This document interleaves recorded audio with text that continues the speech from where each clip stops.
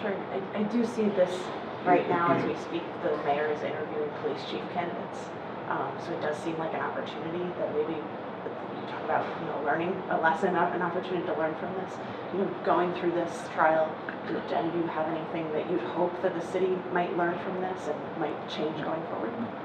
How do you feel about that question?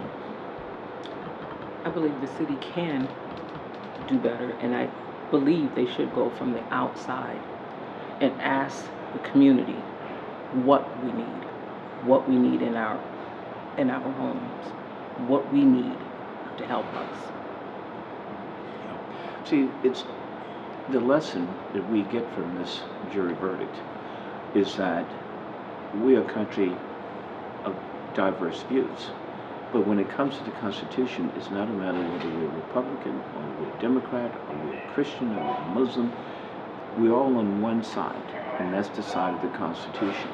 So the lesson that I would hope the city would take away from this verdict is to make the community safe, to teach the police officers, teach them first of all what the Constitution means, what the Fourth Amendment means, that the people have a right to be secure in their homes and in their persons.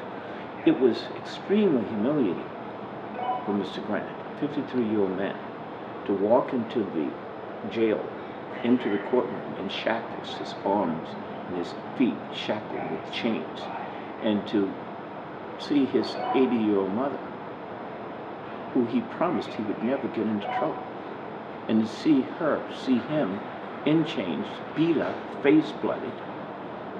He felt extremely disappointed that indeed he had let her down. I'd just like to add something. I see some positive things already happening with the city because of the new mayor, Mayor Walsh. He's getting out in the community and talking with people. Yeah. What would you want him to hear, knowing that you're excited about the potential that he brings? And I think a lot of people feel that same positivity.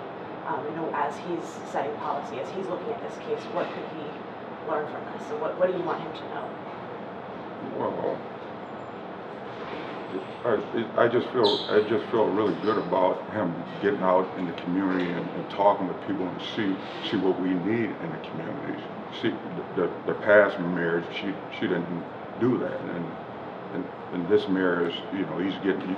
I don't know if you have seen him out on TV. He's getting out in the communities with things going on in the neighborhoods. Yeah, he's listening to people. Yes. That's good. Okay. Last question, just how I want to ask about moving forward. What I know there was a little talk in testimony that you've considered whether or not you want to stay in the city. Do you plan on staying in your home? Do you have other big plans for the future in general? We haven't decided on that. I want to be honest with you.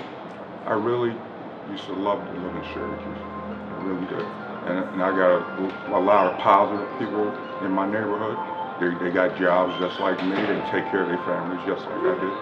And that's one thing me and my wife are going to have to talk about, and we're going to consider,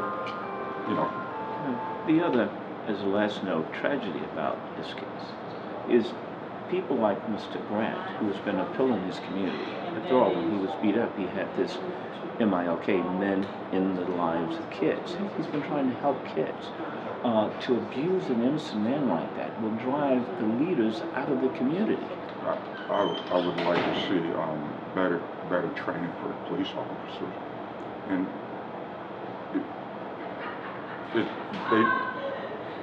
first of all, they should, if you have a problem at your house, the police officer come to your house, first thing they should ask is, try to find out what's going on first before you start reacting to things. This is a situation where Mr. Grant called the police to de-escalate a dispute with his then adult pregnant daughter and a next door neighbor.